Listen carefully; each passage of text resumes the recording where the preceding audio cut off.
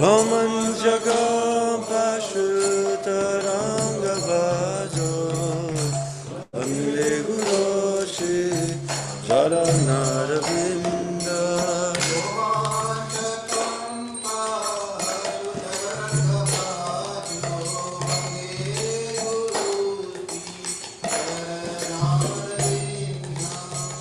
Romanjaga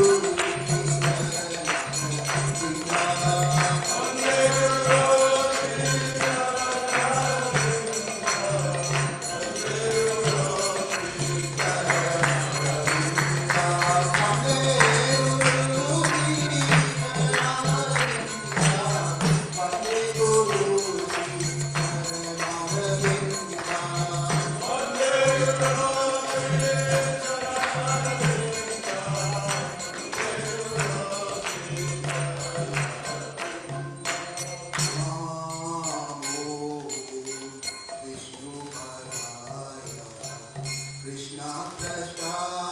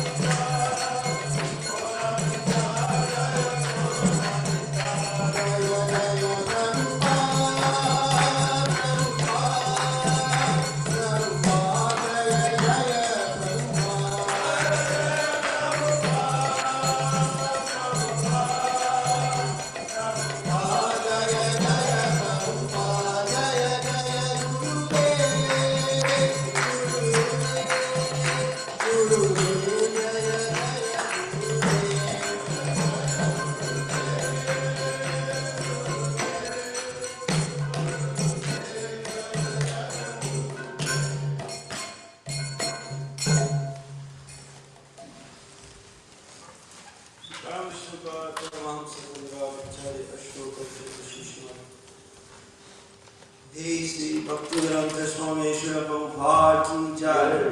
Jai Vishnupad Paramahamsa Parivrajacharya Ashtottara Shata Shishimad Bhaktisiddhanta Saraswati Goswami Maharaj Prabhupada ki jai. Ananta Koti Vaishnava Vrinda ki jai. Namacharya Shri Haridas Thakur ki jai.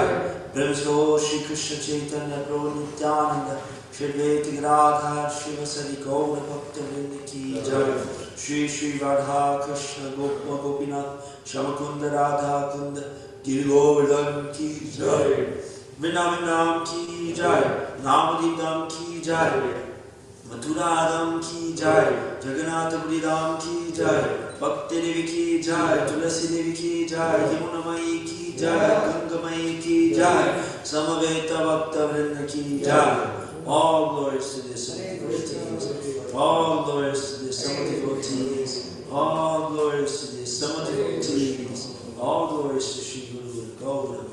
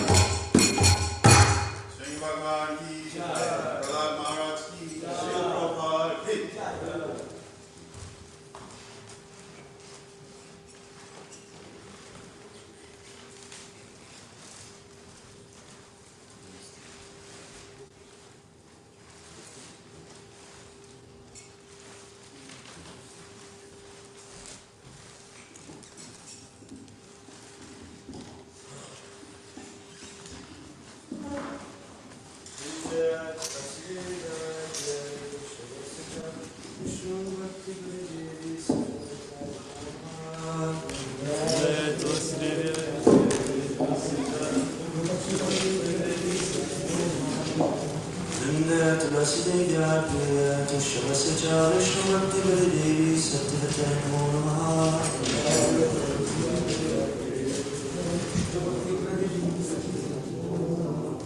Vinaya Tulasarila Priya Keshavasya Vishnu Satyavate Namo Namaha.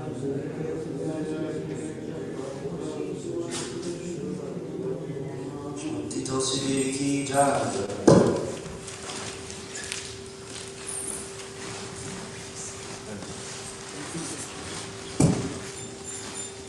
Namo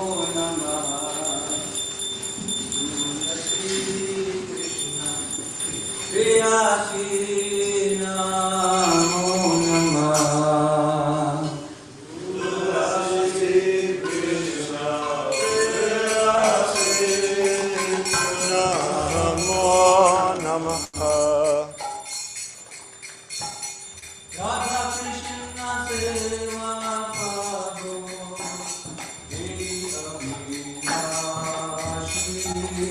Radha Krishna Seva Babu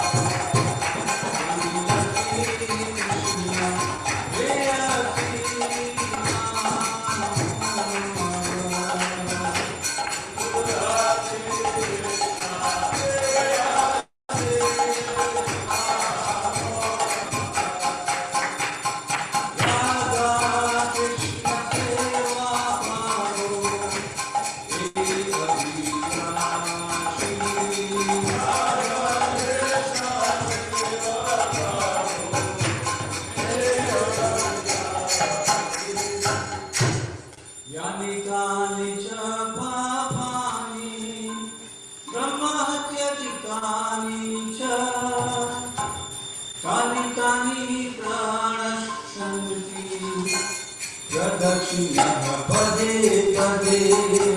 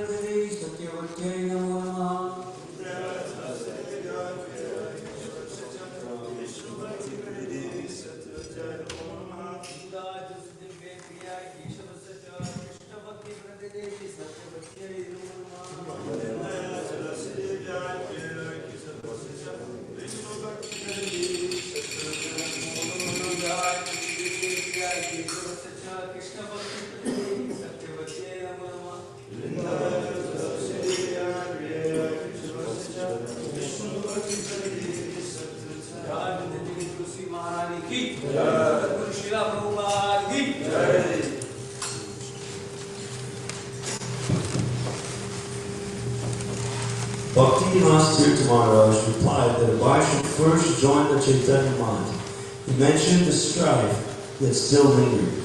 Quote, those who are acting against Chaitanya Math, they are motivated by their individual ambitions. End quote.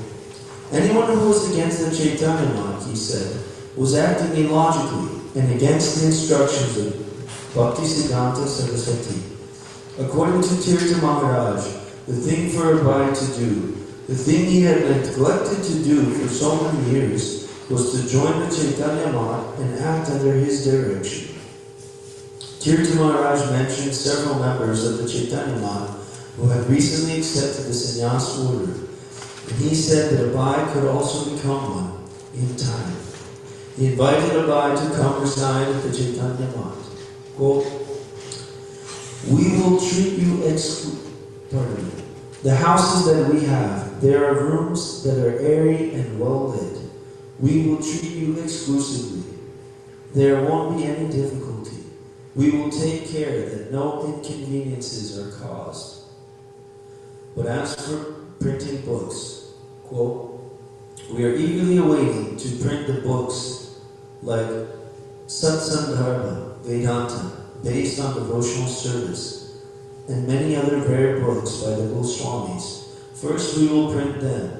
Books written by you will be checked by the editorial staff, and if the funds can be raised, then they can be printed according to priority. The books will be printed only if they are favorable for the service of the Chaitanya Math. Therefore, if the fund is raised, then there is a plan to go abroad as well."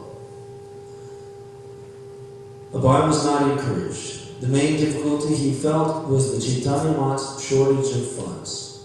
Srila Prabhupada. "I was working with my broken typewriter. I went to our Tirtha Maharaj. You give me a room and print my books. Give me some money, I will join you. I had thought, this is Guru Maharaj's institution. He did not say no, but the printing of books was a difficult task for him. He had no money. He was hardly collecting for maintaining. Printing books is a big job, and there is no guarantee of sale. Without printing books and going to the West, sannyas did not have meaning for Abai. And who knew when Tirtha Maharaj would sanction his taking sannyas? There was no point in going to Calcutta just to reside in an airy, well-lit room that he had already in Vrindavan. Abai wrote back to Tirtha Maharaj, mentioning his direct order from Srila Bhaktisiddhanta Saraswati to preach to the English-speaking people. He wanted to go to the West right away, and he had thought the Chaitanya Math would welcome his offer. Both Abai and Tirtha Maharaj had their responsibilities, but perhaps they could work together to carry out the desire of their spiritual master. Abai asked Tirtha Maharaj to reconsider.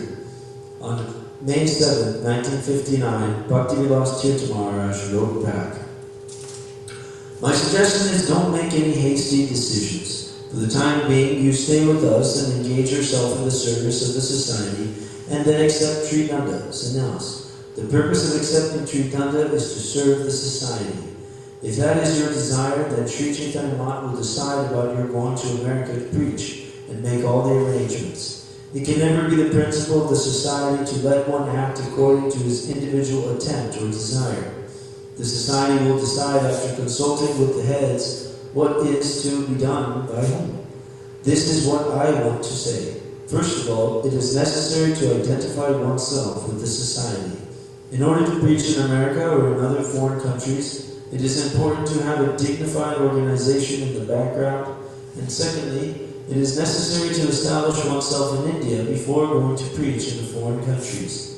Nowadays, that there are no conferences or meetings in the West as before. Communication is done through the media of television." Srila Prabhupada ki jai. So now let us welcome Gopal Prabhu, Hari Bol, Gopeshwar Prabhu, Hari Bol, and Baladev Prabhu, Hari Bol. Thank you so much for joining us. We'll be doing a home program today. The home program starts at 10:30. Kirtan will be from 10:30 onwards, maybe till 11:30 or so. Then there'll be some discussion. We'll speak a little bit philosophy, and then there'll be Bhakti, to Gorditai, the picture that we have, and then we'll also do prasad distribution. So devotees have already been spoken about cooking. I really appreciate all the help led by Krishna and Prabhu. Hari Bol. And yeah, there'll be a group that has to leave there for arriving a little early. So I'll be going there a little early, which means maybe about 9:30 or so, or maybe around 10. I'll leave from here. So that's the first trip, and then the program will start getting picked up, after that. So there can be another group that leaves, that comes for the kirtan, and then we're gonna make the offering, the Rajbhog offering to Gaurnitai, and then we'll bring the hot prasad there.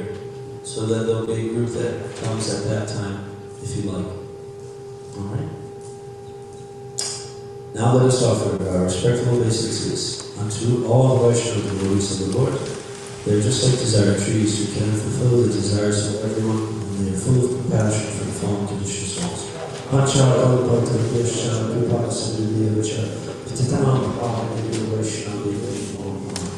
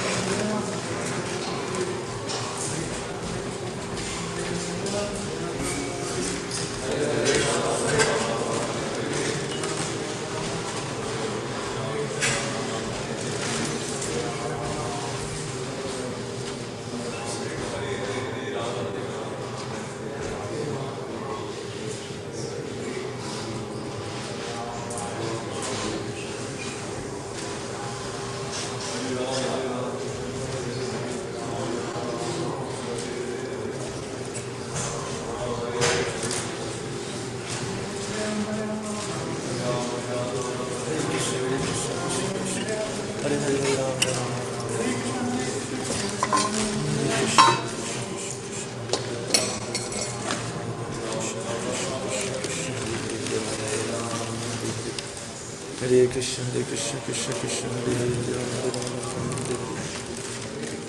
Hare Krishna, Krishna Krishna, Hare Hare, Hare Krishna, Krishna Krishna, Hare Hare, Hare Hare, Hare Krishna, Krishna Krishna, Hare Krishna, Krishna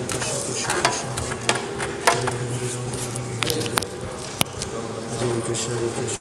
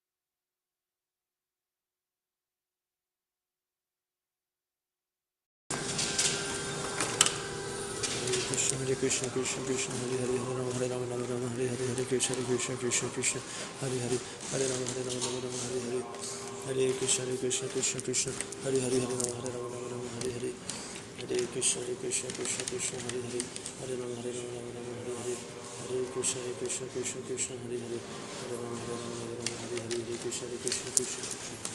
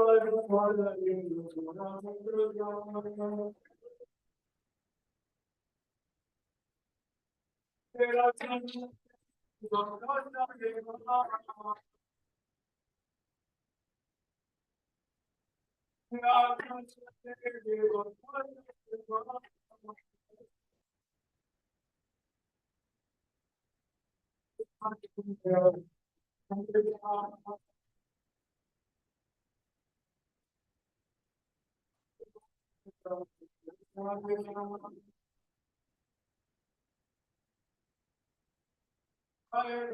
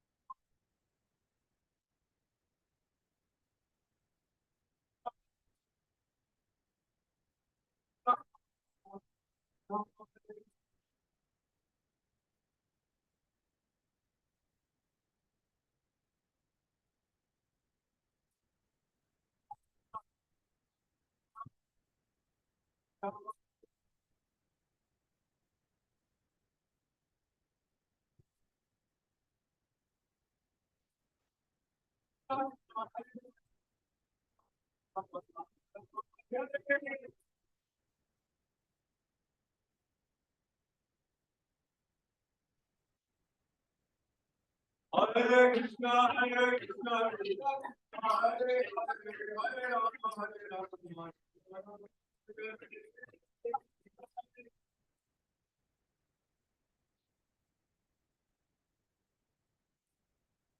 Hare Krishna, Hare Krishna, Krishna Krishna, Hare Hare, Hare Rama,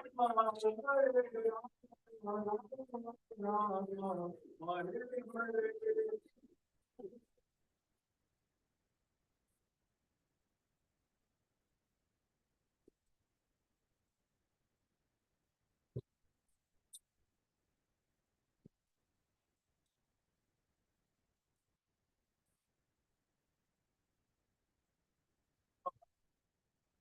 I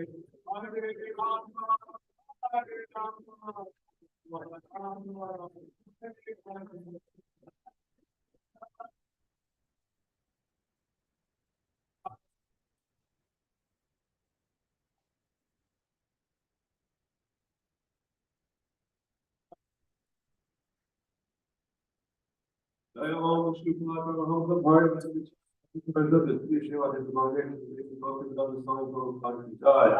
I am Vishnu Kumar from the Bharat.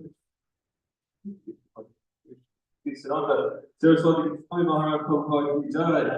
The good devotion ki jai. Acharya Srila Harinasa Thakur ki jai. Parents and host, Krishna, Prabhu Nityananda. Sri Advaita Gadadhar, Srivasari Gaura ki jai. Shri Radha Krishna Gopa Gopa Savat Radha Krishna ki jai. Shri Vrindavan ki jai. Shri Navadi Mai Pordam ki jai. Bhakti Devi ki jai. Tulasi Devi ki jai. Guru ki jai. Ganga Mai ki jai. Samadhi Bhakti Vinay ki jai. Glory to the teams. Oh, glory to the Assembled team. Oh, glory to the Assembled team. Oh, glory to Shri Guru and Guru.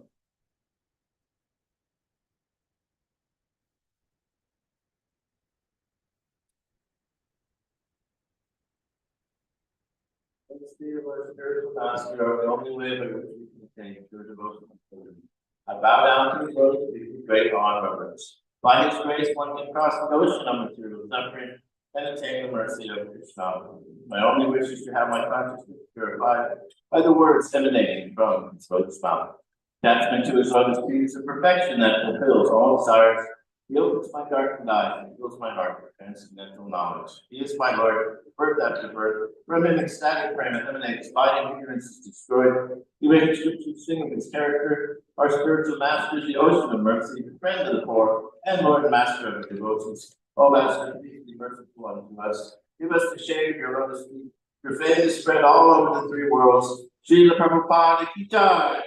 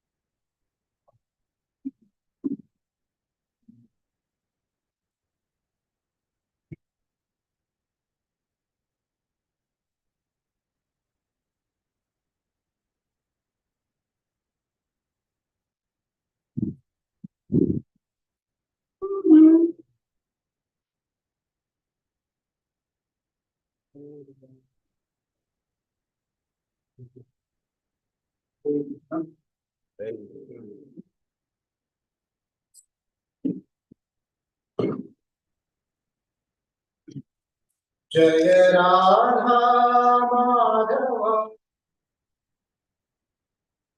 Kunj Vihar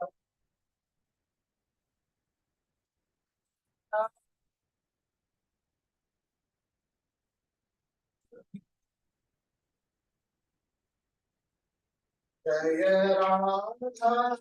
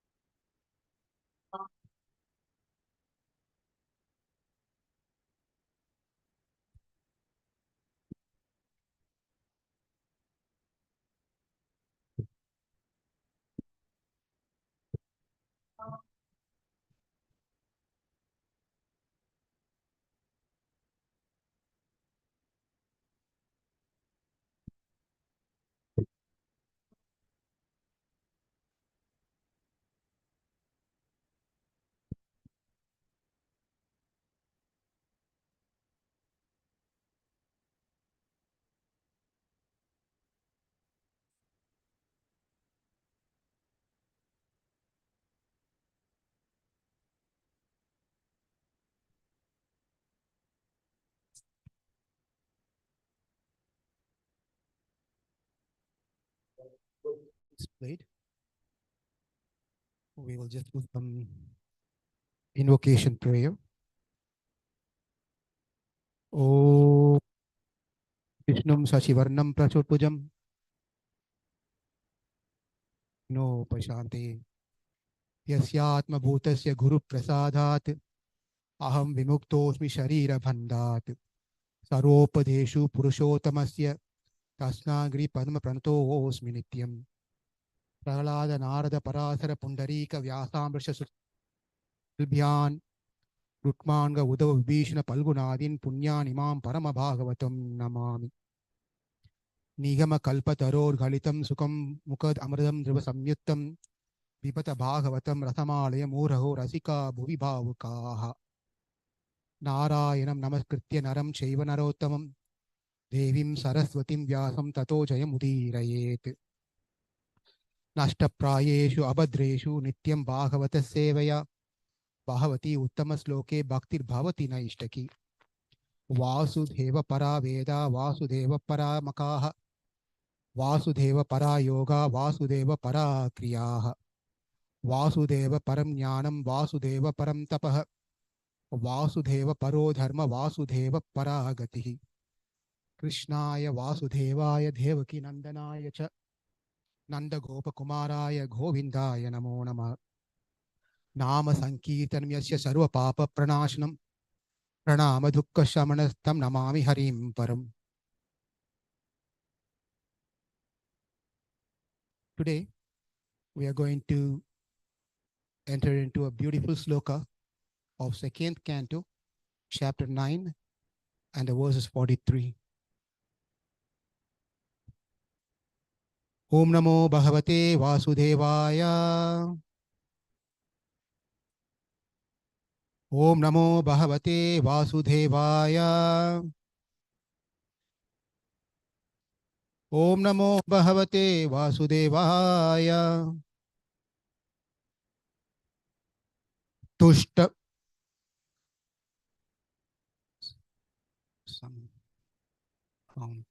Tushtam Nishamya Pitram Pitaram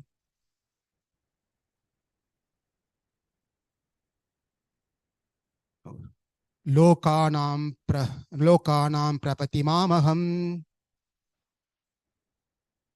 Devarshi Paripapracha Bhavanyan Manuprachati Tushtam Nishamya Pitaram Lokanam Prapitamaham Devarshi Paripapracha Bhavanyan Manuprachati Tushtam Nishamya Pitaram Lokanam Prapitamaham Devarshi Paripapracha Bhavanyan Manuprachati Tushtam Nishamya Pitaram Lokanam Prapitamaham Devarshi Paripapracha Bhavanyan Manuprachati. Shamya Pitaram Lokanam Prapitamaham Devashi Paripapracha Vanyan Manuprachati.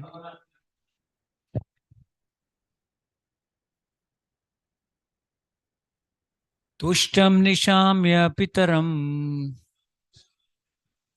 Lokanam Prapitamaham Devarshihi Paripapracha Bhavanyan Manuprachati.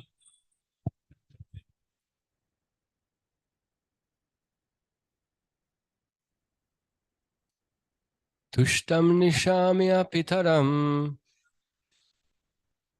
Lokanam Prapitamaham Devarishi Paripapracha Bhavanyan Manuprachati.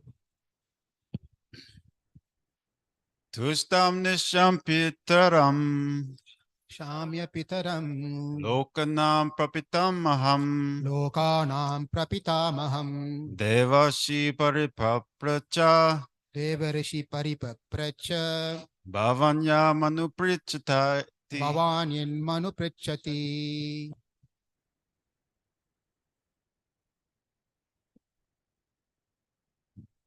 Tushtang nishamya pitarang Dushtam Nishamya Pitaram lokanam prapitamaham Lokanam Prapitamaham devarshi paripapracha Devarishi Paripapracha bhavanyan manuprichati. Bhavanyan Manu Prachati.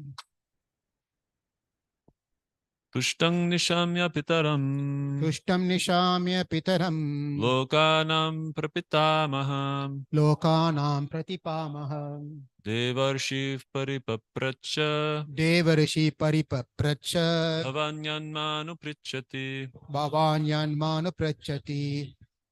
Tushtam, satisfied. Nishamya, after seeing.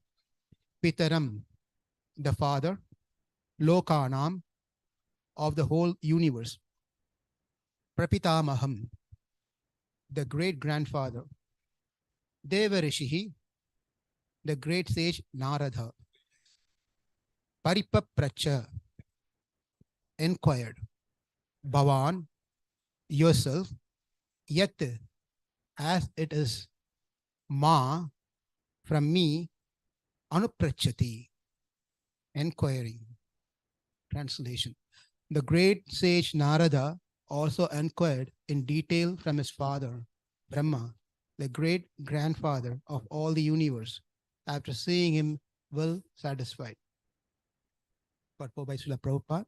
Srila Prabhupada ki jai. It's a beautiful purport. So I was just thinking I'll pause in between and we'll discuss about some highlights and important points here. And then we'll go from there because we may lose if we just read the entire purport, some important points. The process of understanding spiritual or transcendental knowledge from the realized person is not exactly like asking an ordinary question from the schoolmaster. The schoolmasters in the modern days are paid agents for giving some information. But the spiritual master is not a paid agent, nor can he impart instruction without being authorized. This is the first important message for us that Prabhupada, in his unique way of explaining complex things in a simple way for layman, for everyone, common people to understand, taking an example of a schoolmaster and a spiritual master. Can't even think about comparing these two, but he's telling they are paid, whereas the gurus, the spiritual master, are not paid, unpaid. And another important point he says is not can impart, the spiritual master can impart without being authorized. It's quite interesting. Nowadays, we see many gurus around the world. They're all self-employed. They're so very famous. They don't have any Guru Parampara system. There is no any hierarchy. They just come out of the blue and they're quite popular in the medias all over the world. So many. But Prabhupada very clearly, this was many years back during Prabhupada's time when he wrote this purports, 1960s, where he says, nor can he impart instruction without being authorized. The authorization comes only through the Guru Parampara, the Sampradaya Parampara, not just by learning the scriptures by oneself. It is easy to learn things by ourselves, but the change of heart only happens when it descends through the Guru Parampara. Otherwise, we can be an information box, a computer or a CPU, which can carry. Nowadays, you can see in those days, having 100 megabytes will be in such a big floppy. And that changed over the period of the time. Even a small, this size can have 1 terabytes. Small piece can have 1 terabyte, 2 terabyte, so much information. But what can this floppy drive can do? This devices, the USB drive can do. It can have information, but can it love God? It cannot. That only happens when we get connected to the Guru Parampara, not otherwise. Otherwise, we can be a very scholarly person, no doubt about it. The world can praise for our knowledge, but no one will accept us for our devotion. That's a beautiful point that Prabhupada says here. And how do we do this one? Prabhupada quotes from the purport of 4th chapter, 34th sloka, which everyone knows, especially in our moment. This verse is very important, key verse. Tat vidhi pranipatena pariprashnena sevaya upadekshanti te jnanam jnaninas tattva darshanah. So this sloka Prabhupada takes because this verse is in relation to the verse that we are seeing today. The conversation that happened between Narada and Brahma.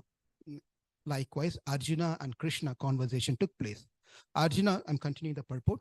Arjuna was advised to receive transcendental knowledge from the realized person by surrender, questions, and service. Prabhupada puts 3 important words here, terms here. First is surrender, then question, then service. This sequence is quite very important. Unless we surrender to someone, then we cannot get the message. Even if we ask questions, the answer may not be imparting or touching our heart. We can just ask hundreds of questions, but nothing is going to happen to us because we have not surrendered. So therefore, the surrendering process is very important. As we surrender, we have questions. When we ask questions, our doubts get clarified. When the doubt gets clarified, we get engaged in the service. We get engaged in the service. There are people of simple heart who engage in the service, all their questions get answered. That's another program. Just get engaged in the service, and all the questions will be answered. Therefore, Arjuna in the beginning of the 2nd chapter, Shishyasteham sadimam tvam prapannam. He says, I become your disciple, Krishna. I'm surrendered. Prapannam, prapati, sharanagati. That term prapannam is sharanagati, prapati. I'll surrender unto you. I have no other means except you. Therefore, please, you impart the knowledge. What is the right thing that I need to do? Therefore, it is very important. Prabhupada continues, receiving transcendental knowledge is not like exchanging dollars. Such knowledge has to be received by service to the spiritual master. This is very important, interesting to understand. Say I have $100 with me, and Valmiki Prabhu has $200 with him, and I give him $50. What I'm going to have is $50. Remaining is going to be $50. What he gained is $250. So that is the transaction that we have in this world. When we want to give someone, we lose to give something materially. But when it comes to spiritual understanding, the knowledge is not loss, it's gain. When I speak about Bhagavatam to you, and you being a Valmiki Muni, speak about Ramayana to me, Bhagavatam does not get minused from my account. And for you, you share Ramayana to me, is Mahabharata plus Ramayana to me in addition. For him, Bhagavatam plus Ramayana. Therefore, the exchange that happened on the spiritual plane, there's no loss at any given point of time. On the material plane, whenever we give something to others, we are the loser.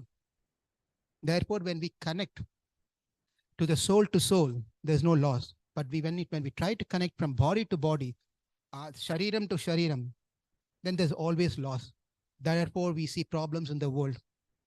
The problems and misunderstandings and issues and fights only happens because we only identify ourselves with the body, which is material, not with the soul. If we change the consciousness from body to the soul, we go further deeper beyond this covering to the Atma, which is spirit, then there is no loss. And that is what Prabhupada is saying here. Receiving transcendental knowledge is not like exchanging dollars. Such knowledge has to be received by service to the spiritual master. How do we receive this knowledge, transcendental knowledge? By serving the spiritual master. By serving the spiritual master. Spiritual objects matters. Now, purport continues. As Brahmaji received the knowledge directly from the Lord by satisfying him fully.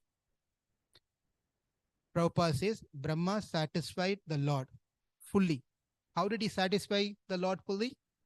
How did he satisfy? When we read Bhagavatam, we understand Brahma followed the instruction of the Lord. The Lord becomes his guru. Brahma's guru is the Lord. Therefore, he followed the instruction of Krishna. Krishna told only, didn't even appear in front of Brahma. For us, we want our guru to come directly and give us instruction. Unless he comes and gives an instruction, we don't take it serious. We don't take it serious. Therefore, in our philosophy, what is more important?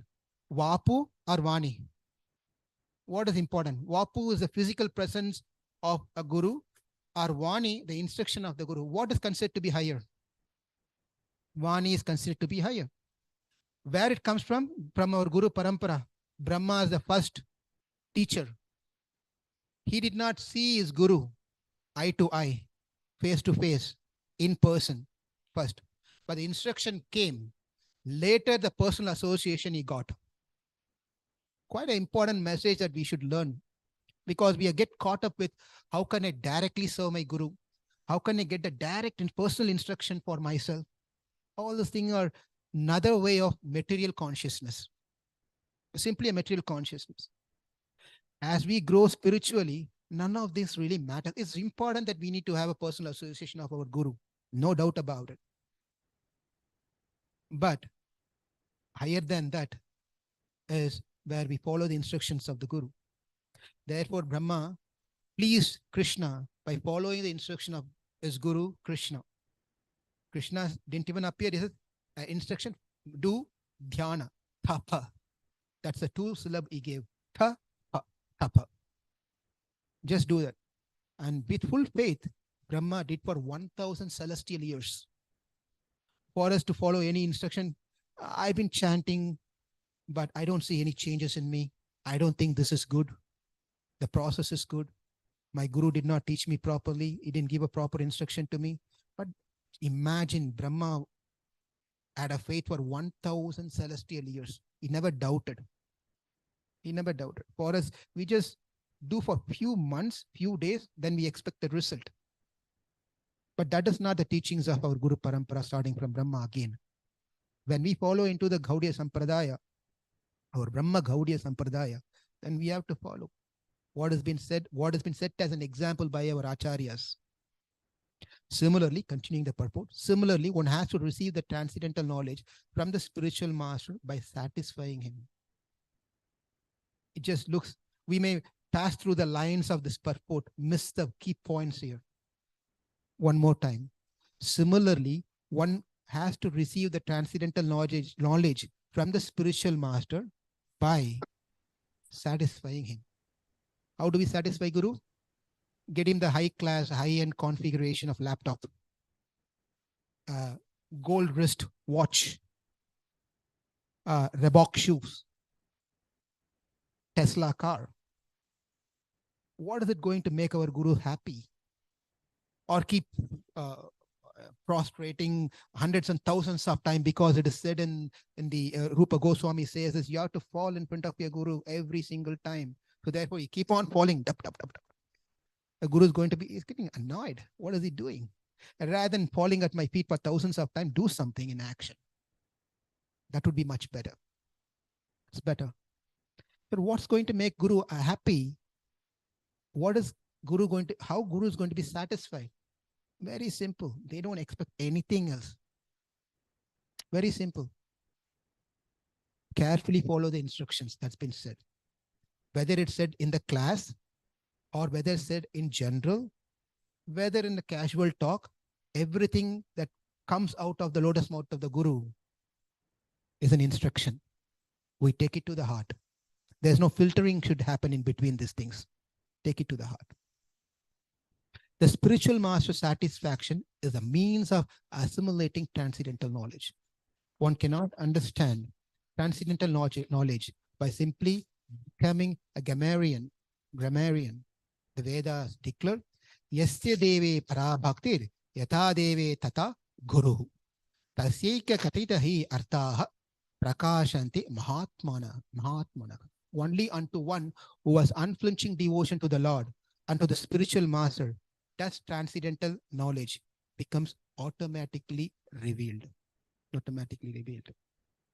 Gurus are none other than a walking, visible God.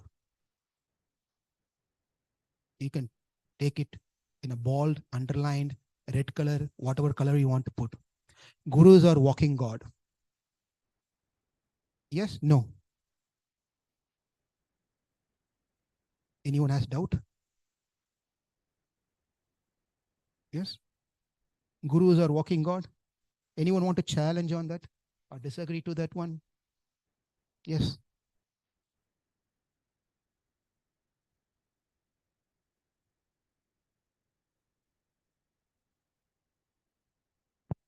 I remember I was told that the guru is like a viceroy.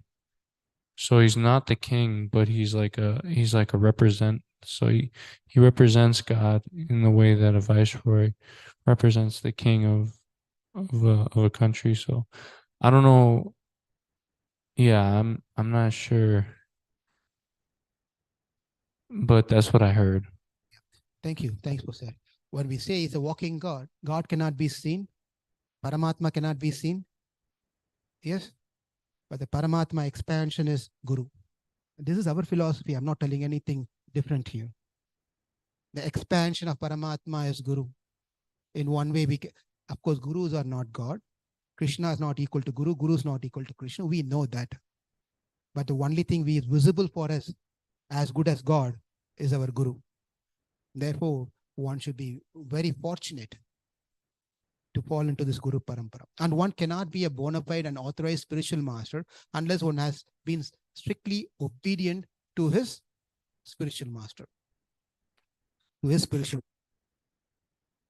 As a disciple of the Supreme Lord, received the knowledge, real knowledge, and imparted it to his dear disciple Narada. And similarly, Narada, as spiritual master, handed over this knowledge to Vyasa. We all know the Guru Parampara is beautifully picturized here. Krishna to Brahma, Brahma to Narada, Narada to Vyasa, Vyasa to Madhva, Madhva, from Madhva to Madhva to Padmanabha, Nrihari, and then Madhava, Akshobhya, Jayatita, Jnanatita, Dayasindhu, Vidyasindhu, Vidyanidhi, and all the Guru Parampara has been listed here. This is how the whole Parampara is.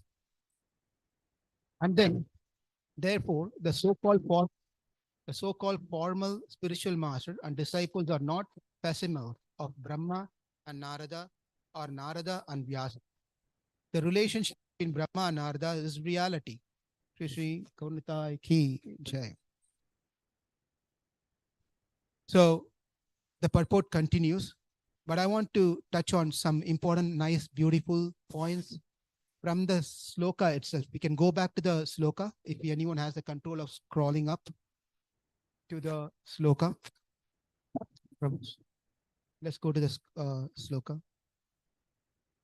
In the sloka, certain words are used which are not alien to us.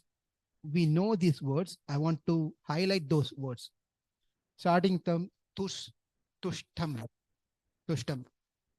And we can see this word has been used by Krishna himself in Bhagavad Gita. Machita madgata prana bodhayantas parasparam katayantascha maam nityam tushyanti cha ramanti cha. Tushtam. See, tushyanti cha ramanti cha.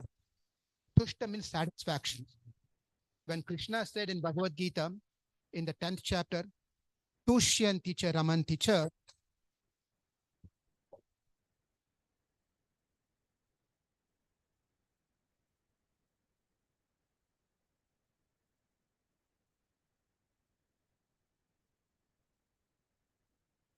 Krishna, tushyanti cha ramanti cha. Tushyanti is also satisfaction. Ramanti is also satisfaction. But the Acharyas gives a beautiful difference between tushyanti and ramanti. Tushyanti, the satisfaction that derived by speaking about Krishna. That is tushyanti. Ramanti is by hearing what has been spoken, one gets satisfaction. So one who speaker get a satisfaction when he speaks about Krishna, that is called Tushyanti. The people who are hearing about Krishna Katha, they're also getting the satisfaction. That's called Ramanti. The two different words are used for the same satisfaction. But the point that Krishna makes in Bhagavad Gita is, my devotees get together, sit together, and gossip about others and get Tushyanticha Ramanticha. Now, Machita Madgata Pranaya, Bodhayanta Parasparam. Always they simply, when get together, talk about only about me and my devotees. Good thing about my devotees. If at all they're talking about my devotees, good thing about my devotees. But otherwise, always they talk about me and get satisfaction. Between the Tushyanti and Ramanti, the Tushyanti, the satisfaction gets gotten by the speaker. What is higher is Ramanti. Ramanti means those who hear. They are in the higher platform. Tushyanti never get the experience of Ramanti. Why? He's always on the Vyasasana sitting and giving classes. He only delivers lectures. But that person, when he comes and sits over there, he gets a satisfaction of what Ramanti means. Therefore, it is important as a practitioner, not only give classes, but also we should constantly hear lectures. And on a daily basis, we have to come to Bhagavatam. We have to hear Katha from other speakers. And what we hear, we take notes and we speak again. In this way, what Krishna says, when my devotees come together, they get Tushyanti, Ramanti, will be experienced by the same person. Therefore, that's a word. Tushtam has been used there. Tushtam. And then another point where, we'll stay over there. Pitaram and Prapitamaham. Pitaram, Prapitamaham. This is also from Bhagavad Gita, where Arjuna tells Krishna, my dear Krishna, I'm ready to fight. Before I fight, I want to find out who's present there. Let's go find out. Can you please take the chariot in between of the army field? I want to see you all up there come to fight. And then they go and stand. Krishna has been told. He just stood with a chariot. And then he was surprised to see Pitran, Atha, Pitamahan, Acharyan, Matulan, Bhratan, Putran, Pautra, Sakim Tata. He sees his fathers. Fathers means not his father. Fathers who are people who are respected as good as his fathers were present on the opposite side. Grandfather, great-grandfathers, brothers, like brothers, that's cousin, brothers, relatives of all different grades, well-wishers, friends, everyone were gathered there. So we can see the word where it's been used, Pitrina, Pitamahan. Pita means father. Pitamaha means grandfather. Prapitamaha means one step up, great-grandfather. Great-grandfather. Brahma's great-grandfather of all of us, great-grandfather. That term is also known here. Now the next word we are going to see, Deva Rishihi. Lokan. Lokan is of the whole universe. He is great-grandfather of the whole universe. To him, what happens? Deva Rishi Paripapracha. Deva Rishi. It doesn't tell who is inquiring to that Prapitamahan. The words are all not direct. It's not telling, it's like, no, I'm not telling the name of the person who manages the temple. I said, call the temple president. Right? When I say call the temple president, you don't go and call the shopkeeper or someone else. We call that particular person. So here also, the names are not used directly. Prapitamaham indicates Brahma. Okay, Brahma has been inquired by who? Deva Rishi. Deva Rishi inquired. Paripapracha. Deva Rishi. Who's Deva Rishi here? Narada. Narada. It's quite nice to know what does this Deva Rishi means. There is a Rishi. There is Brahma Rishi. There is Deva Rishi. And likewise, there is a Muni, there is Mahamuni, there is Mahamuni. What is all this different? Because Krishna himself uses these things in the 10th chapter of Bhagavad Gita to tell his opulences. Right? Vibhuti Yogam in the 10th chapter, he says, I am so and so, I am so and so, I am so. He goes on with big list over there. He says, Deva Rishi Nam Aham Narada. Muninam Aham Vyasaha. So he gives names for that particular terms. Now, Rishi, let's understand what Rishi means. Mantra, the dictionary meaning of Rishi is Mantra Drishtaha Rishihi. Mantra Drishtaha Rishihi. One who has seen the mantra, the Shabda Pramanam, are called Rishis. This is the literal meaning of what Rishi means. Rishi means Mantra Drishtaha. Drishta means to see. Who has seen the mantras. Mantra means the Vedas, the Shabda Pramanam. We all know this, what Shabda Pramanam means. Right? Therefore, one who has seen the mantras is called Rishihi. Drishta means seeing. We can usually, for us, seeing means is through eyes. But there are other means by which we can also see. I don't know if you know or not. The snakes doesn't have ears. The snakes doesn't have ears, but it can see. It can hear. It can hear. How? The sense of hearing is in addition to seeing. Through it, the eye has a capacity of both seeing and hearing for the snakes. We can't do that, but snake can do that. Snake doesn't have ears, but through his eyes it can hear. There are physically blind people who are much more attentive, knows around things than those who have vision to see. They can, without even eyes, they can, through their hearing sense, they know. Those who see through the ears are rishis. That does not mean Dhritarashtra is a rishi. Dhritarashtra was physically blind. Right? Dhritarashtra, Vacha, Dharma, he was blind. Therefore, he asked his first sloka in Bhagavad Gita, Dharma Kshetre Kurukshetre Samaveda Yuyutsavaha Ma Maka. That itself shows he's blind. That itself tells he's blind. What is asked to Sanjaya? My sons, my children, Ma Makaha, Dharma Kshetre Kurukshetre Samaveda Yuyutsavaha Ma Maka Pandavaschaiva. My sons and Pandu's sons. There only he showed his ignorance. Mamakaram, mama. That means he's blind. He is blinded. Therefore, we are not talking anyone who is blind is a rishi, but anyone who has realized and seen the Shabda Pramanam, the Vedas, are called rishis. Through their ears, not necessarily through the eyes. They are called rishis. Drishta. Maharishis, the next term is Maharishis. Maharishis are among those rishis, one who's greater is called Maharishi. And these Maharishis not only have seen the mantras, what they have seen, they try to impart that to others. They are called Maharishis. They work for the welfare of the society. They are called Maharishis.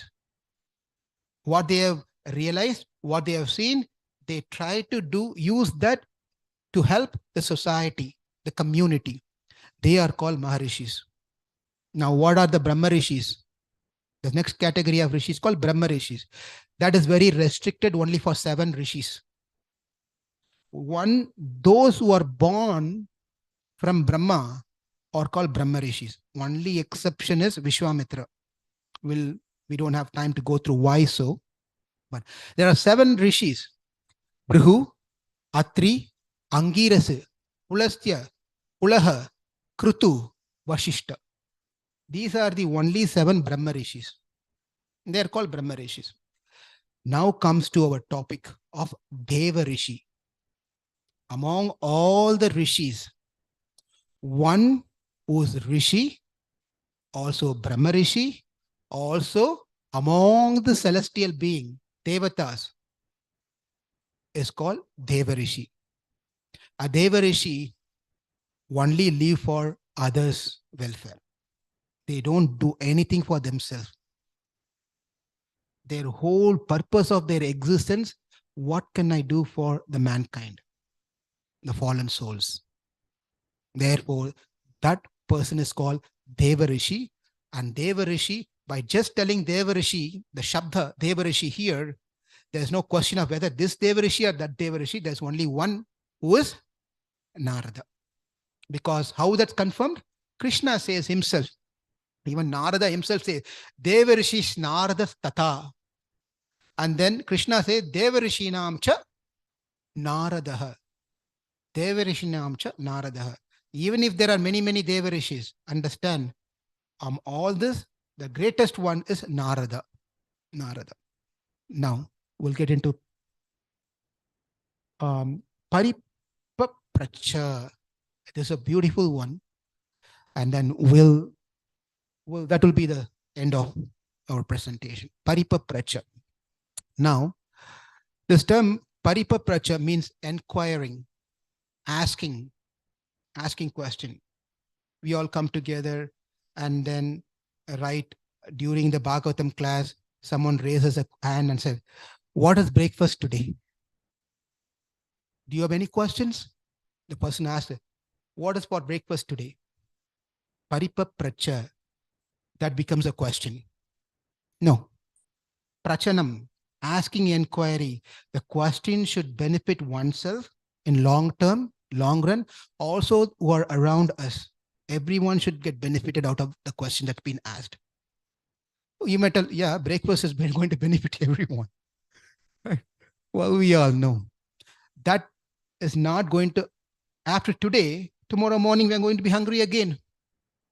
What I ate yesterday morning as a breakfast by one's question does not fully satisfy me for the rest of the mornings. Therefore, that question is not everlasting question. It is momentary, is temporary question to satisfy our senses for time being. Therefore, the question that need to be raised and asked should be that question which is nirantara, forever, everlasting. It's not bound by any time.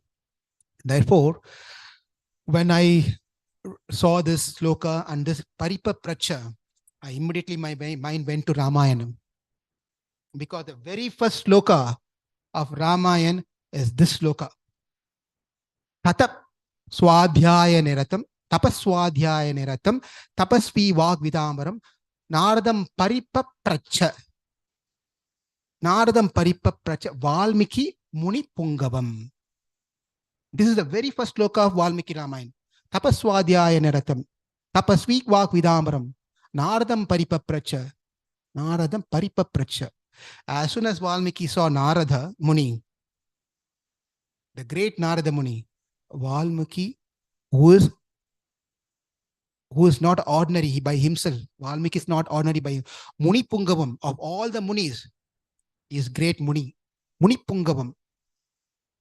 Again, we have to understand what does this Muni means. Muni means Manana Shilaha Munihi. Mantra Drishta Rishihi. Manana Shilaha Munihi.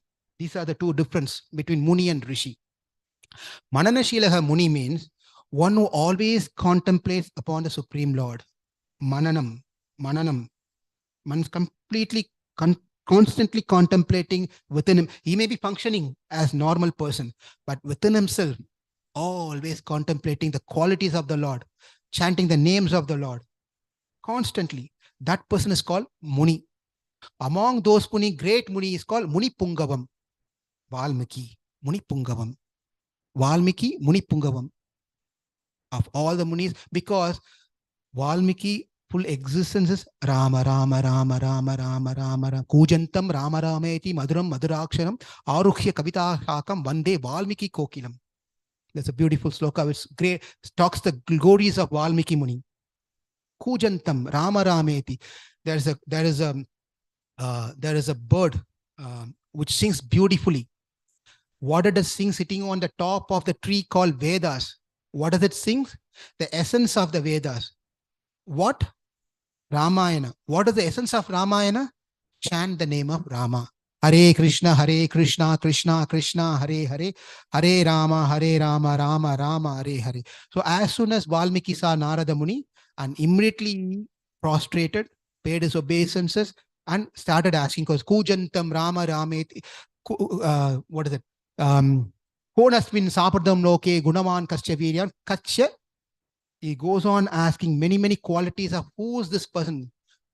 Who is this person who has all these beautiful qualities? Therefore, Narada responds to his answer saying, Rama. Ikshvakur Namaha. Rama. Rama is the one who has all these wonderful qualities. That is Pari Pracha. Pari is a suffix to Pracha. Like what? We see Pari means repeatedly inquiring. It's not one time you ask and you're done for it. Pari means repeatedly ask questions, useful questions. Don't ever think that you know everything. Whatever we learned is just, we may even spend entire life of learning many scriptures. But what is said is, what we know at the end is the size of a mustard seed. Just a mustard seed. There is size of a mountain we don't know yet. Therefore, never ever get puffed up thinking that now I know all the 700 slokas. I am a Bhakti Shastri, Bhakti Vaibhav, I'm this and that, and I know everything.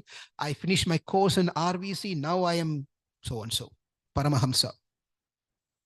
No.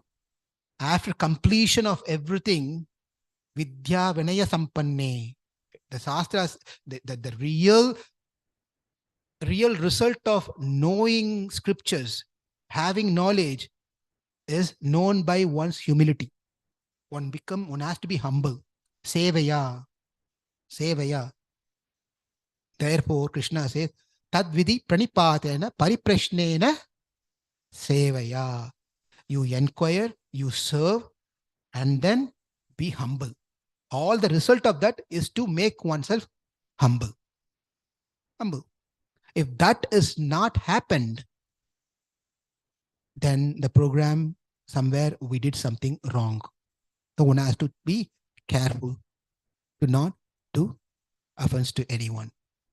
So with that said, considering the time, I'd like to have some chance to discuss Machita Matkata Prana, so that we can have Tushyanti and Ramanti.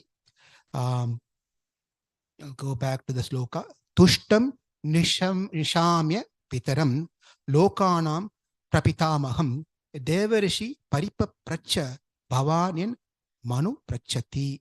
The great sage Narada also inquired in detail from his father Brahma, the great grandfather of all the universe, after seeing him well satisfied.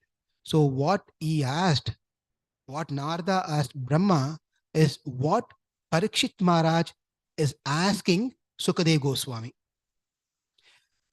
And then in relation to that, I'm just connecting the dots from the previous lectures. And then what Sukadev Goswami said is, this question is answered by the Lord himself to Brahma. That's next. And then now Brahma is asking the same question. Narada is asking the same question to Brahma. So Narada asked this question to Brahma. Brahma asked this question to Krishna. And you, King Parikshit, asking me the question. Let me tell what Narada heard from Brahma, that Brahma heard from Krishna. So therefore, our parampara is very simple. Repeat what we heard. Any lecture we are hearing, let me tell you this one. I know what this is. Then there's a problem with that answer. Rather, the speaker, when he answers the questions, he said, this is what I heard from Maharaj. This is what I heard from Prabhupada. This is what I heard from Bhagavatam. Vyasadeva says, this is what Krishna says in Bhagavad Gita. Therefore, we always refer back to what has been told already. If we don't refer back, then there's no authority to what we speak. It's just a mental speculation. And that's not what we want to do. will follow the Guru Parampara. With that said, thank you all very much for giving me the opportunity, and we'll have some discussions or corrections, questions, complaints, whatever it is.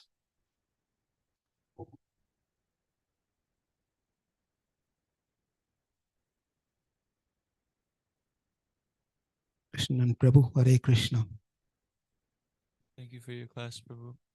Hare Krishna. So you were speaking of the parampara a bit, and I have a question in relation to the parampara. We know that the disciple is supposed to relay the information of the spiritual master directly as it's given to him. And so I'm just wondering, early in the parampara, we see a change in the philosophy from how we understand it now. And I was wondering, are all the members in the parampara, are all of them chanting Hare Krishna and all of them following exactly how we follow today? And if it is not, then how is the information relayed exactly how they heard it from their spiritual? Nice. Thank you for this beautiful question. So we can easily understand that there is something called principle, and the second is called details. Time, place, and circumstance is very important. Based on the time, place, and circumstance, we don't change the principle. We elaborate the details so we can follow the principle. This is the theory. Remember this theory. Okay.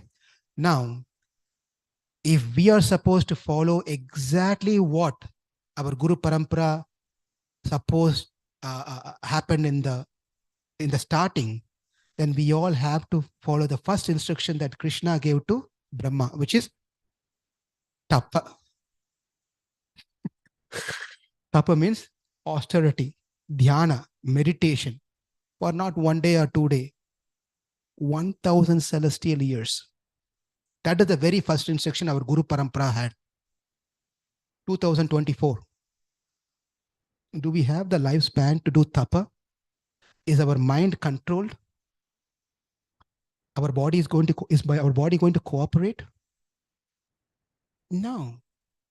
That means we cannot follow the instructions being told by Krishna. That's not what it is. Therefore, Krishna gave in Bhagavad Gita, follow the instruction of your Guru, who also comes into the parampara system of mind.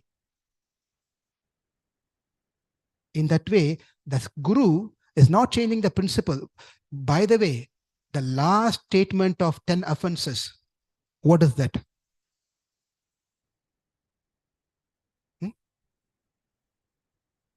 Very last statement, which doesn't even fall into 10, but it's there, part of 10. Go ahead. Being inattentive while chanting is the biggest offense of all offenses, which is nothing but what has been told is do tapa. Tapa means complete meditation, dhyana. Hare Krishna, Krishna Krishna, Hare Hare, Hare Ram, Ram Ram, Hare. That's not tapa, right? Tapa. The same tapa what Krishna told to Brahma is told to us also. But the degree is different. For Kali Yuga people, it's made it easy. Therefore, nothing has changed. It's a time, place, and circumstances. Does it make sense? Let him finish. Makes sense. Could you just address the other question of if everyone was chanting the Maha Mantra? So here, as you see, Lakshmi Pati, Madhavendra Puri, Ishwara Puri. Until this point, the whole, of course, Ishwara Puri, Madhavendra Puri opened the door initially. Before that, Lakshmi Pati, during the period of Lakshmi Pati, in our Guru Parampara, they fall into this chart here. The Krishna Bhakti was very much reserved and only given to a qualified people, not to anyone and everyone. Starting from Madhavendra Puri, and it started slowly, the door got unlocked. And then at the time of Chaitanya Mahaprabhu, door was opened, wide opened. And he made it in such a way, the same thing you can attain by Of course, Chaitanya Mahaprabhu is non-different than Krishna himself. Therefore, he established this dharma, yuga dharma of chanting. And established does not mean that he invented something new. Let's be very careful here.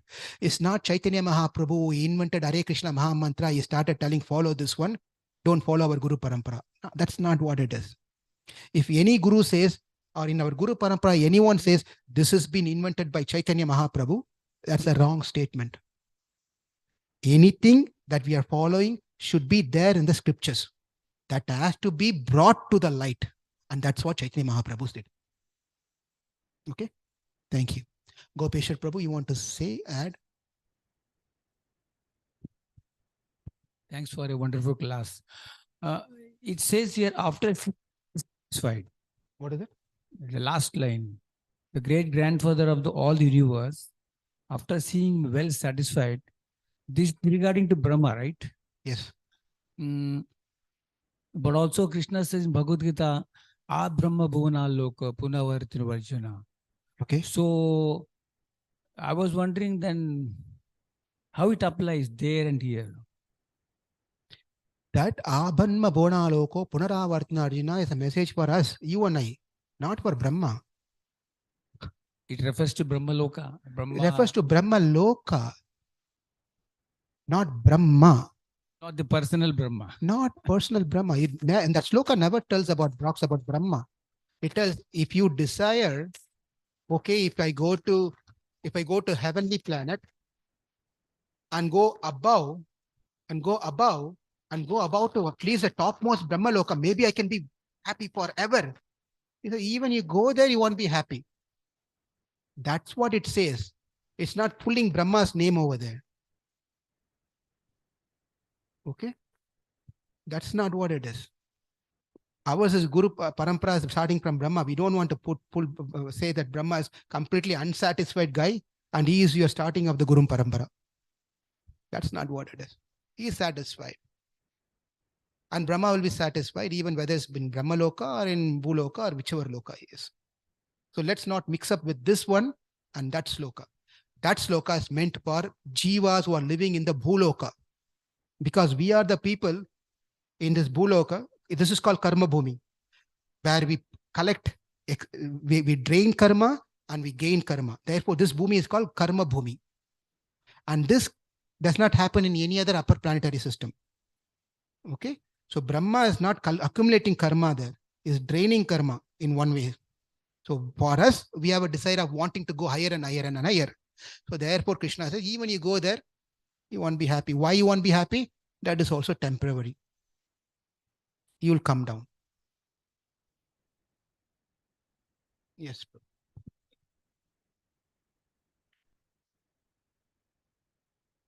One text before, there is a explanation